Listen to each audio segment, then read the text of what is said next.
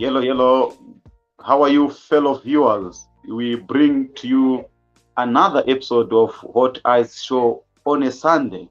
I want to start by apologizing to fellow viewers. I'm sure some of you saw this show on different adverts with a guest who happens to be a former member of parliament for Masvingo Central. Unfortunately, he's not going to join us due to conditions beyond his control.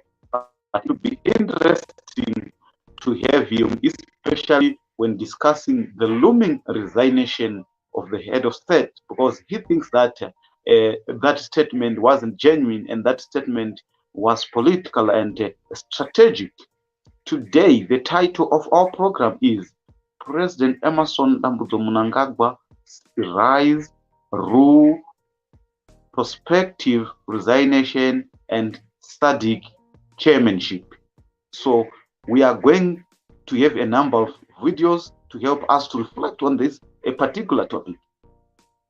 Before going any further, I would like to remind you, fellow viewers and subscribers, don't forget to follow us on Facebook, on TikTok, on YouTube, or even contact us on WhatsApp or visit our website www.humanisttvafrica.com. And for subscription purposes, you can subscribe on our YouTube channel, Facebook page, and TikTok page at Humanist TV Africa. You might think there are some things which we need to improve. Please get hold of us on our email, info@humanisttvafrica.com, or contact us directly on WhatsApp +2 54 74 73 56 76 67. I also want to acknowledge my producer who is behind the scene, Dennis Bongole, all the way from Uganda. We really appreciate the work he does. You never see his face on Hot Eyes Show, but he's the person who is behind producing this program. So many people have mixed feelings when we are talking about the head of state of Zimbabwe, especially around his rise, his rule, and just to give a brief about the party he's leading today. The party he's leading today was a breakaway from ZAP. And some people, this is a narrative which majority of people never explored. It is said the current ruling party of Zimbabwe is a project of CIA. Of course, it is a debatable issue because they say it was formed to destabilize ZAP, a party which was led by Joshua Nyong'o Mqhabukongomo, the one whom we discussed his life and legacy in our last Hot Eyes show. And ZANU-PF was actually formed in Harare by 6 people. Unfortunately, all of those people who are actually founding members of ZANU are no more. The likes of Ndabaningi Stole, Henry Amadziripi, Edgar Tekere, Yebedi Chitepo, Leopold Takawira, Mukudzei, Mid. Those were the founding members, and they formed it in the house of Enos Ngala in Harare, in the suburb of Highfield. So yes, the current president is not the founding member of ZANU. By then, the current president was still in ZAP, and ZAP probably it was being stabilized by the CIA, probably because it was being led by a person who was trained in Russia. And as we know, the Western world is not in books.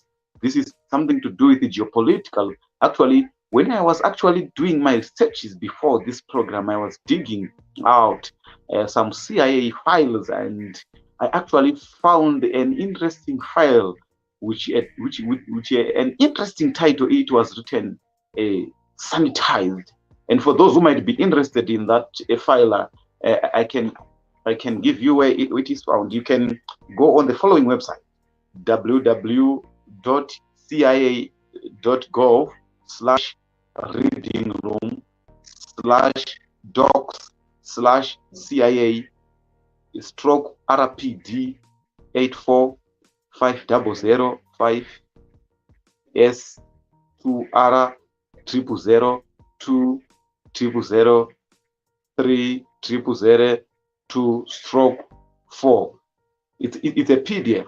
So in case you feel like you want to read that, so that's my reflection. So now we want to see the role probably which was played by Zimbabweans, by the army, by the Western world in the rise of the current president of Zimbabwe. For us to help us to do that, let us look at how BBC reported the military takeover which happened in 2017. Now, let us watch the 15-minute video from BBC as they were reporting on the happenings of Zimbabwe in 2017 November. Zimbabwean capital Harare this afternoon after the army declared overnight that it was taking control of the country. Robert Mugabe, the 93-year-old president who's ruled Zimbabwe since independence from Britain in 1980, has been confined to his home. The British Embassy in Zimbabwe has advised UK nationals to stay indoors until the situation becomes clearer. Our diplomatic correspondent James Robbins reports. Snatched video, filmed furtively, tells some of the story.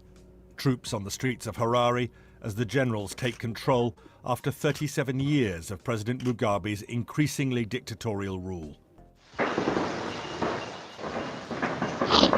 Heavy gunfire could be heard in parts of the capital early this morning, but the picture overall is of uncertain quiet. It looks as if the bulk of the army has been moving to secure its hold on Zimbabwe. Soldiers seized the headquarters of the state broadcaster SADC, opening the way for a general to read out this statement. The situation in our country has moved to another level. Firstly, we wish to assure the nation that His Excellency the President of the Republic of Zimbabwe and Commander-in-Chief of the Zimbabwe Defense Forces, Comrade R.G. Mugabe, and his family are safe and sound, and their security is guaranteed. We are only targeting criminals around him who are committing crimes that are causing social and economic suffering in the country in order to bring them to justice. As soon as we have accomplished our mission, we expect that the situation will return to normalcy. This was President Robert Mugabe last week, very frail, seriously ill, renaming the country's main airport for himself, hoping perhaps to cement still further a cult of personality and try to make the succession of his wife, Grace, at his side more certain. But key military leaders now seem unwilling to see that happen. Mr. Mugabe is now under house arrest, in office, but certainly not in power. And Grace, 40 years his junior, has helped split the entire ruling party, ZANU-PF. She was booed only 10 days ago at a party rally, and the army clearly blames her for leading a faction trying to destroy all opposition. Grace Mugabe is now reported to be out of the country, apparently seeking protection in Namibia. This is the man the army may favour, Emerson Mnangagwa, Mr. Mugabe's vice president until he fired him last week. Army commanders were determined to stop the purge. He definitely saw himself as a front-runner to succeed until his sacking and flight into exile. Now Britain, the former colonial power, is urging calm. Our ambassador has been in touch to say that obviously if UK nationals are worried, they should get in touch with our embassy. At the moment, it's very fluid, and it's hard to say exactly how this will turn out. I think the most important point to make is that everybody wants to see a stable and successful Zimbabwe, and I think we're really appealing for everybody to refrain from violence. That's the crucial thing. Harare does appear to be generally quiet. Zimbabweans will be nervous after enduring decades of often violent rule and the catastrophic economic collapse of a once thriving economy. Zimbabwe's powerful neighbour, South Africa, is also calling for calm and restraint. I am hoping that the Defence Force will not move and do more damage, that they will be able to respect the Constitution of Zimbabwe as well as the people of Zimbabwe, so that this situation does not go beyond the situation where it is now. This morning's newspaper headline on the streets of Harare highlights the tension between Army Chief General Chiwenga and President Mugabe. But events have moved a long way since those words were printed. James Robbins, BBC News. Well, Nyoka Shinghai is the BBC's reporter in Harare. A short time ago, she gave us the very latest on the situation there. The presence of the military is being felt here on the streets of Harare, and some parts of the city are in lockdown. Now, this is as close as we can get to some of the military tanks that have stationed themselves in strategic positions. One, as you can see here, has blocked off access to the president's office. There's another that's blocked off access to parliament. Now, Zimbabweans woke up this morning to the news that the military had taken control of the capital. nezvaitika zuva ranhasi toda kuti vazvironga izvozvo ngavarambe vachizviita kusvika zvese zviri kunetsa muno muZimbabwe zvapera. Toda kungotenda kune General Chiwenga vatibvisira mhandu munhu anga achiparadza muri weZimbabwe atadzisa kufara ndo zvatoda kungotera but aiwa zviri kunzi vakabatwa kazvokuti vangosarurwa nekuramba chete kuti hai nini hangu ndakwana. In the early hours of the morning, following an evening of gunfire and explosions, the military took over the state broadcaster and they made an announcement that this is not a coup and that President Robert Mugabe is still in charge and that he's the head of state. But as you can see on the street here, it's clear who's calling the shots. The city is subdued and the military have said that they will make arrests of people who they say have destroyed the party, criminal elements around President Mugabe. President Mugabe is expected to make a statement, but the end game of all of this is unclear. The question that many Zimbabweans have is how will this all end? Shingai Nyoka, BBC News. Well, British nationals living in Zimbabwe are being warned to stay indoors by the Foreign Office. It says, due to the uncertain political situation in Harare, including reports of unusual military activity, we recommend British nationals currently in Harare to remain safely at home or in their accommodation until the situation becomes clearer. The Foreign Secretary, Boris Johnson, urged everyone in Zimbabwe to refrain from violence. We're monitoring the situation very closely, as you can imagine, and our ambassador has been in touch to say that obviously if UK nationals are worried, they should get in touch with our embassy. At the moment, it's very fluid, and it's hard to say exactly how this will turn out. I think the most important point to make is that everybody wants to see a stable and successful Zimbabwe, and I think we're really appealing for everybody to refrain from violence. That's the crucial thing. Let's get the latest now from our correspondent Milton Nkosi, who's in Johannesburg. It looks like a coup, it sounds like a coup, but they're saying it's not a coup. Well, Simon, if it does look like a coup and sounds like a coup, I'm with you. It looks like a coup to all of us, because once you see an army general on the normal television screen and where there's no broadcast, we hear that there's no broadcast going on ZBC. They've been playing old liberation songs, and on the radio, chants of the Chimurenga, which was the liberation struggle against white minority rule. So it does seem like President Robert Mugabe is under pressure from his own military, and we're still waiting for clarity as to who is now in charge of Zimbabwe. The clarity that is coming through, this looks like internal politics. This is about the future of ZANU-PF. Very much so. That is a very important point to make, because what's happened in Zimbabwe, it's not like the opposition has come and taken over the government. This is an internal fight within ZANU-PF. And what had triggered these events was the sacking of the vice president by President Robert Mugabe himself, paving the way for his wife, Grace Mugabe, to take over from him. Now, many in the military who fought in the liberation struggle found that unacceptable. They said Zimbabwe is not a dynasty. They've got to have people who fought for the liberation of the country from colonial rule to be in charge of the country, not someone like Grace Mugabe, who was once a typist in Robert Mugabe's office. This is quite a gamble, though, because the inevitable question is, what now? Well, that's why President Zuma had to come in there. He is the chairman of the regional body SADC, that is the neighbors surrounding Zimbabwe, and he sent 2 envoys from South Africa this afternoon to go and speak to President Robert Mugabe directly and to the Zimbabwean Defense Force to try and clarify the situation. You will know that, Simon, the African Union and sub-region like SADC do not accept the unconstitutional change of government, and therefore those who are running Zimbabwe now from the military would know that they would be completely suspended by SADC if they announce that they're in charge. So the likelihood is that they're going to announce that Emerson Mnangagwa, the vice president who was sacked a week ago, will be in charge, and therefore the party that was elected by the people in the previous election will still be in charge of government. Milton, thank you so much. Milton Cozy there in Johannesburg. Well, with me now is George Shire, a Zimbabwean political analyst who was in the country as recently, I think, as September. So does what's happened in the last 24 hours come as a huge surprise to you? No, not at all. Quite rightly, what's been going on has been a struggle for power within ZANU-PF about what could happen or what should happen post-2018 election.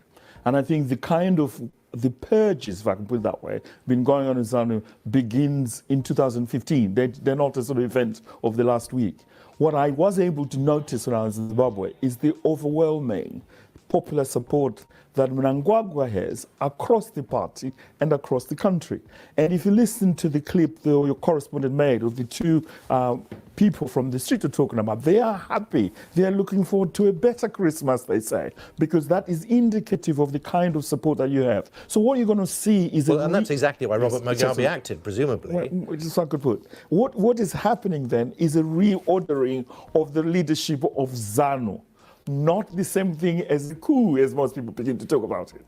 And if you think about it that way, then one has to look again at what the 2 army general statements are, and what Zuma has actually said, having almost a choreographing effect. And the question is likely to be how to manage this particular moment so that there is a reclaiming of the heart and soul of ZANU-PF into the next election. He's 93 years old, but Robert Mugabe still has his supporters, and that's got to be something they're concerned about. This issue is not about Robert Mugabe versus the people. This has been to do with the Generation 40, they call themselves, who had become kind of excluded, if you like, Robert Mugabe from the traditional support base he had. And that's what brought this thing into focus. So if you listen again to what the army is saying, none of them have removed, they continue to describe Robert Mugabe as the commander and leader of the armed forces. They have that respect for him. Perhaps what is comparative is the moment in which the previous leader of ZANU, Ndabeni Stole, was deposed from the leadership of ZANU.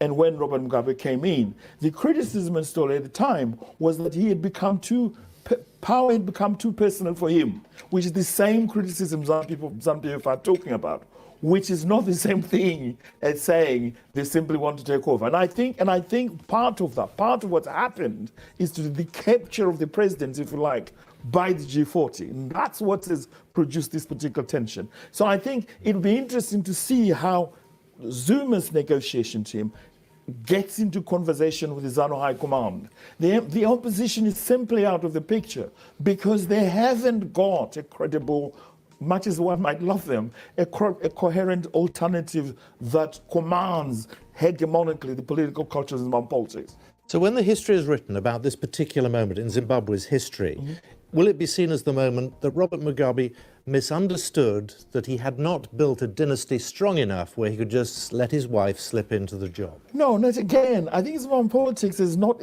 I know a lot of people talk about... But personalities are important. No, and wait, she was... wait, if I could just finish. I think Robert Mugabe's position was not in question. I think what has happened tragically is to do with the power struggle that's been going on around him. That's what's happened. So this moment will be read as what happened in that power struggle, not so much about Robert Mugabe, but these kind of factions who were seeing themselves as the anointed ones. And that's one thing. The second thing is a reminder of the way in which the liberation movement, the armed struggle, the war veterans, the military are the stitches that put together the story of Zimbabwe. That is a reminder in that way. So very briefly, who will the international community be dealing with when they want to talk to the leader of Zimbabwe in the next few months? It remains to be seen, but if if I can back off from that for a minute, I'll come back to it in a slightly different way. Up to until 2-3 weeks ago, if you ask people in Zimbabwe, if you ask people in the SADC region, if you ask people on the continent, if you ask people in the new economies, whom they think has the kind of political cultural capital within ZANU circles to succeed Robert Mugabe, Mnangagwa is.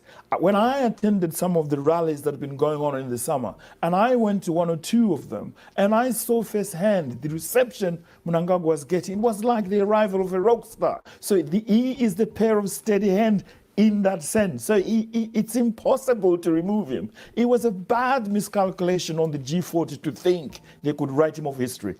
Well, George, it's very good to talk to you about this. George Shire, thank you very much. That's okay.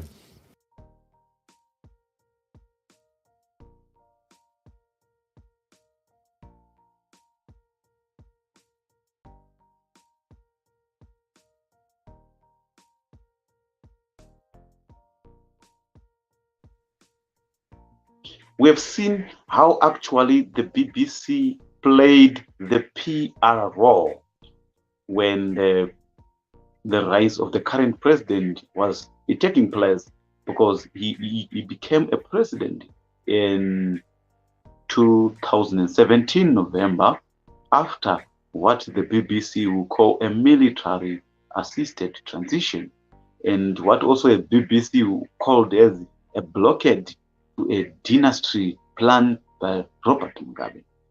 But our question still remains, as I mentioned earlier, that some people suggest that the current ruling party of Zimbabwe is a puppet organization which was created by the CIA, which happens to be from the Western world. Then when we reflect about how BBC was doing the PR for them, could that hold water? It's a discussion which I think scholars has to be engaging, because normally in Zimbabwe, towards elections, sometimes we hear actually ZANU-PF accusing any opposition in Zimbabwe which is thought to be genuine, being accused of being a puppet of the Western world. So now we wonder, is it the genuine accusation, or is it the competition of being liked by the master? Because many people, they look up to the Zimbabwean government as if it is pro-Eastern, but deeper digging into how struggles in ZANU-PF are unfolding and how succession is being handled, we see that there is a Western world here in the end. So what is it that? Are they really pro-Eastern or they're pro-Western? We see how Ngomo was also banished by the same Western world. We remember soon after independence in Zimbabwe, there was a disturbance in the western part of Zimbabwe, that is in Matabeleland, where majority of people were being massacred in an operation which is normally known as Gukahund, where it is alleged, according to the Catholic Commission for Justice and Peace figures, over 20,000 Ndebele people lost their lives.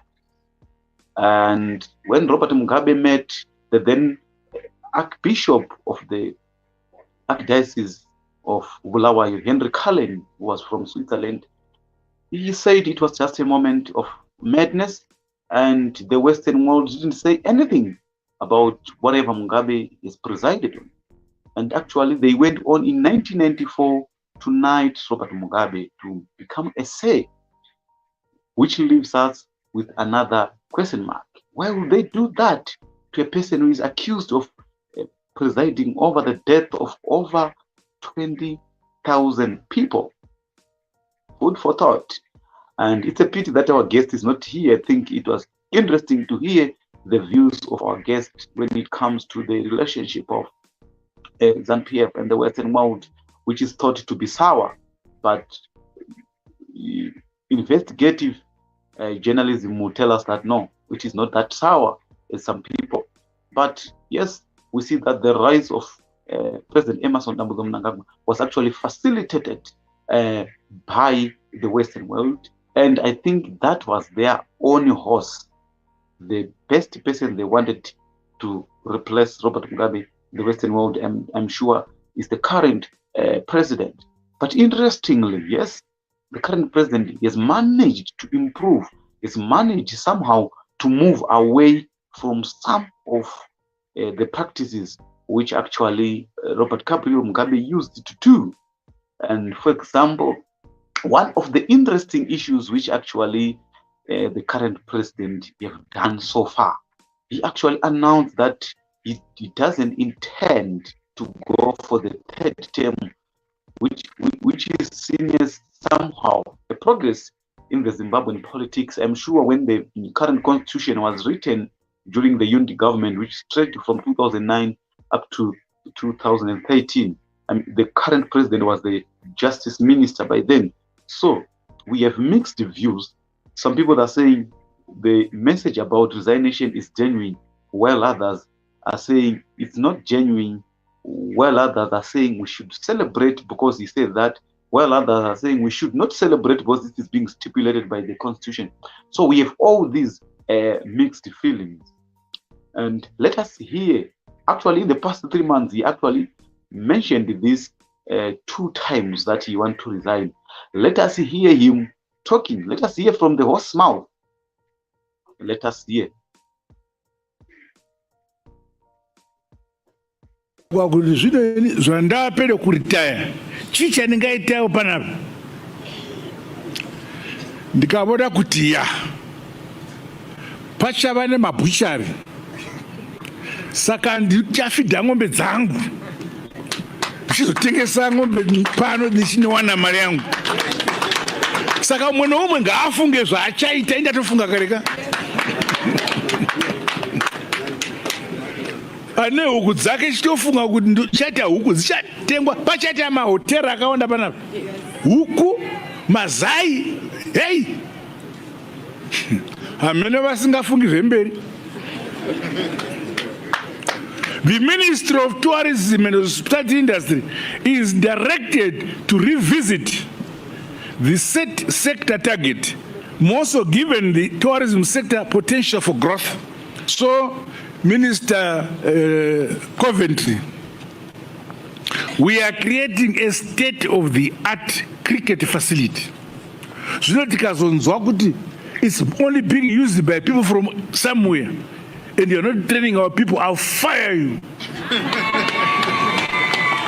You must make sure you now train in schools our kids to do cricket so that later on they'll come and participate here.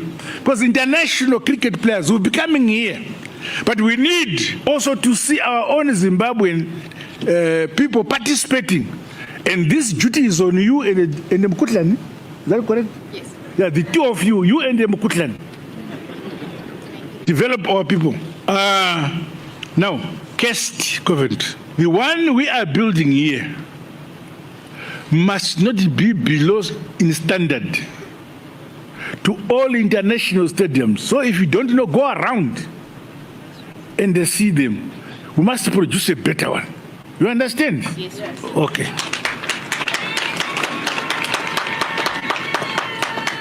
The upgrading and the modernization of our sporting facilities across the country should equally be given appropriate attention. Again, COVID, that's what I'm talking about. You should do that. Government will support you. This includes the construction of new community sports facilities, introduction of bucket seats at our stadiums. I know you have asked for this. Such interventions should nurture talent across various sporting codes, including the development of sporting academies, and the result in greater convenience for our sport-loving nation.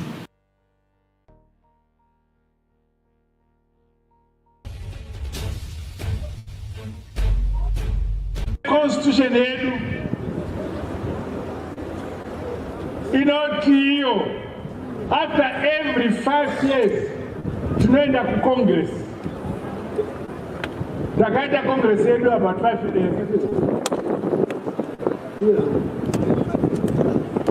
Every 5 years tunaenda ku Congress, aditi?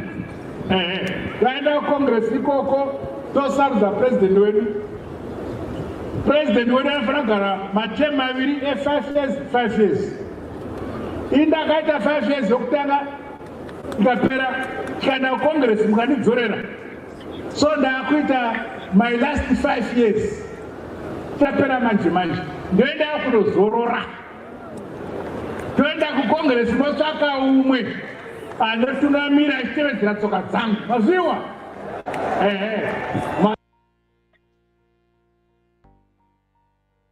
Hello. In the first videos, the President of the Republic of Zimbabwe was actually officially groundbreaking at an area where they're going to build a cricket stadium in Victoria Falls, a border town between Zimbabwe and Zambia.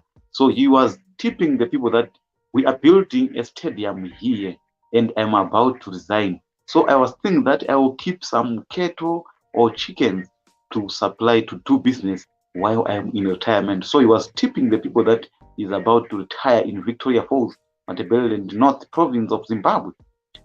Then, within a short space of time, without even spending 2 months, he was again in Mutare on the second video, where he said the constitution of his political party and the constitution of the country stipulate that he should not go beyond 2 terms. So he was saying he's going to be resigning anytime soon before the election in Zimbabwe of 2028.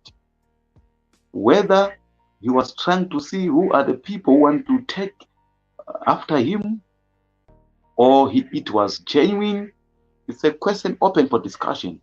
The person who was supposed to be with me, the guest, was saying he's trying to hear what people say. And it is a pity that one of the provinces in Zimbabwe, and unfortunately it's also my home province, the ZANU-PF members of Masvingo, they are saying he should not resign, and they say he should go on. We don't know whether he's going to buy that or whether other provinces are going to follow suit, but that is what he is saying. If he does that, it is a victory for democracy for Zimbabwe, and I'm sure he wants to leave a legacy. He wants to, probably is going to perform his best in the next 3 years, knowing that he's going to resign. Probably have learned from what happened to President Robert Gabriel Mugabe, who overstayed his welcome and ended up leaving power in a way which is so humiliating. So we keep our fingers crossed to see whether the president is going to honor what he has promised the country and the world at large. Another interesting issue is likely to be the next chairperson of Southern African Development Community, which is well known as a SADC, and we are going to have a SADC summit in Zimbabwe next month. And he seems to be very, according to him, he's very prepared to be the chairman of SADC. Let us hear him talking for himself that he's prepared to take over the chairman of SADC, so that it might not look as if I'm putting some words in his mouth. Let us watch the following video where he's actually acknowledging that he's prepared, and that video he said it 5 or 6 months ago.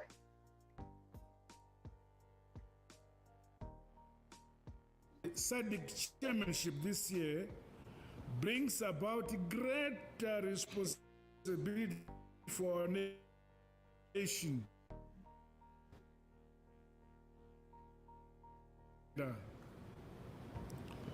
On your part as ministers, the onus is on you to discharge your duties as chairs of the various ministerial committees with utmost distinction and attention to detail for our region, SADC.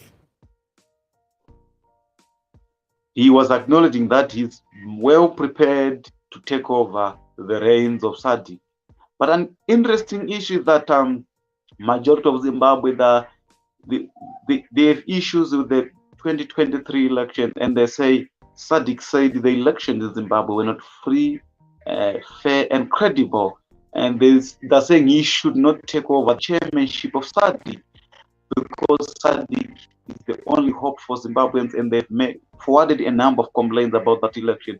Now that the fact that they forwarded the complaint to SADC and he's becoming the chairperson of SADC, it is very, very, very disturbing for them, because so majority of Zimbabweans have promised to protest during the SADC summit in Zambia. And why are they promising to protest in Zambia? It is because Zambia have been seen as the most sympathetic country through their president Hakainde Hichilema to the opposition in Zimbabwe. Remember, when the president of Zambia was inaugurated, he actually invited even the then main opposition leader in Zimbabwe, Nelson Chamisa, to attend the inauguration. And of lately, we have seen that the relationship between Zambia and Zimbabwe have been strained time and again. And I think Zimbabwe and Zambia are actually victims of geopolitics, because after the 2023 election, we saw President Ramaphosa of South Africa congratulating President Emerson Mnangagwa of Zimbabwe. Well, a deeper reflection on that, President Ramaphosa of South Africa was not congratulating the President of Zimbabwe on behalf of South Africa alone. He was actually congratulating Zimbabwe on President Emerson Mnangagwa on behalf of BRICS. And also, as we all know, that we are told that President HH is also representing the interests of the Western world. And we have seen that we have some military personnel which are being said are being trained in Zambia. We have also heard that there's an office of AFRICOM for an office for United States Defense, which has been opened in Zambia, which actually the current president of Zimbabwe have seen it as a threat to the security of Zimbabwe. So Zimbabwe is being a pawn which is suffering in this whole, and we have seen that the president of Zimbabwe have been condemned by so many people when he opened up about the worsening relations between Zambia and Zimbabwe. So we want to see whether the protests of Zimbabweans will stop President Emerson Mnangagwa to be the chairperson of SADC, of which I doubt, because this position is rotational. This position is being given to Zimbabwe as a country, not to the person of President Emerson Mnangagwa. About him complaining about the relations between Zambia and Zimbabwe, we have seen that he actually asked for help in Russia. Yes, I mentioned that this party seems to be a puppet of the Western world. So there is a lot of confusion which needs to be clarified by political scientists, by philosophers and other people. And let us also hear President Emerson Mnangagwa talking to President Putin while they are in Russia, while he is asking for help, while he was crying that America is isolating him. Unfortunately, the video is said to have leaked without the permission of the responsible authority. Let us hear President Emerson Mnangagwa speaking in Russia to President Putin recently.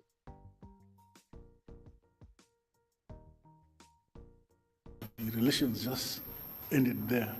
And thereafter, both the British and the Americans have not looked upon us. They think that we are too much inclined to the East. But we have no apologies at all.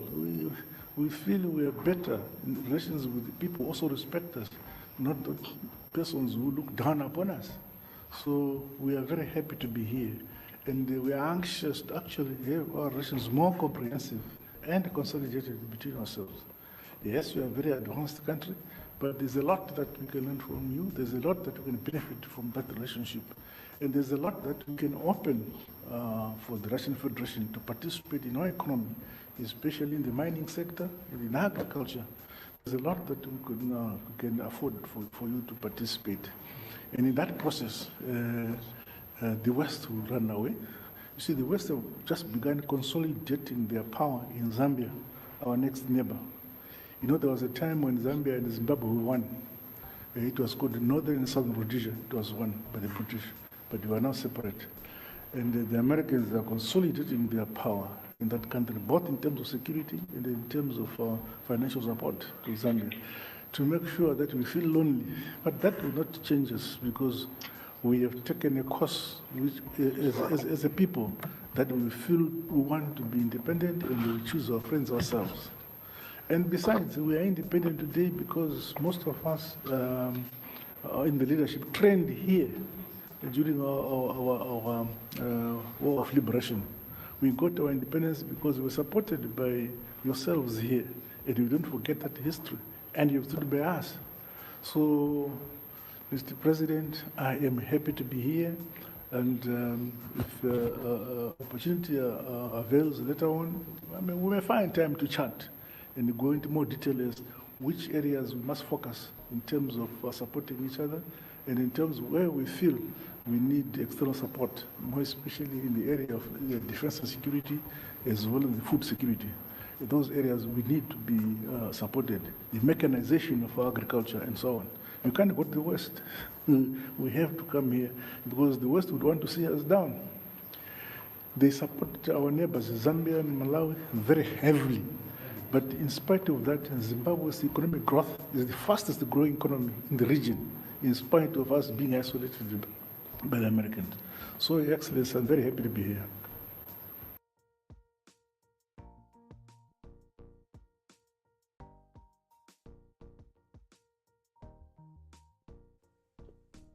We have actually seen the video of President Emerson Mnangagwa talking to the president of Russia. In short, we have actually managed to reflect on the rise, looming resignation and SADC chairmanship of President Emerson Mnangagwa. We are concluding with a short segment on geopolitics. We actually have seen that probably if you have given me the opportunity to meet the President of the Republic of Zimbabwe today, I might actually tell you probably that what America is doing is not that probably because they want to attack Zimbabwe, but they are feeling that probably their interests are at stake with Russia. So they just want ZANU-PF and Zimbabwe in general to remain in their pockets. So it is very difficult, I think, for Zimbabwe to be an independent country. It needs a leader who stands on his feet, who will say he will engage people on account of how they respect them. So that was the reflection we had. And I think next show we should actually have a reflection on the relation between Zambia and Zimbabwe, looking at how the president is going to fail as how he's going to conduct himself as the chairperson of SADC. Because soon he will be the chairperson of SADC, which I think is not going to be stood by any sort of protests, which are actually looming. It's a pity, and it was going to be interesting if we had another voice in the studio in the person of the Honorable Jefferson Chitando, but I hope next time you manage to join us. What we had for you on Hot Eyes show today, and this show is meant actually to spark a conversation around the life of the President of the Republic of Zimbabwe, his political career, and what can we expect during his reign as the chairperson of SADC, and what can we expect when he resigns. I think one of the days I have to engage members of the ZANU-PF to hear how are they faring with the issue of succession. So to the political scientists, to the philosophers, to the investigative journalists, let us take this conversation deeper, and let us also unpack certain mysteries and myths around the leadership of the president. I'm sure he's willing to make a name. He's willing to leave a legacy, but for him to leave a legacy, we should actually reflect on his life and see what can we learn from his life. What can we learn from his successes? What can we learn from his failures? What can we learn from his tries? What can we learn from his commission? What can we learn from his omissions?